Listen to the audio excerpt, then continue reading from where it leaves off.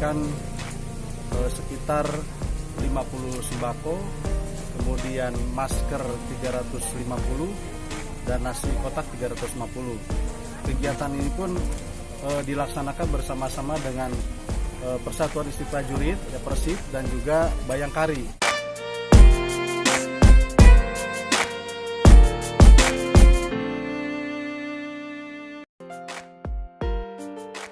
Sudah memberikan kepada keluarga-keluarga nelayan yang memang betul-betul membutuhkan.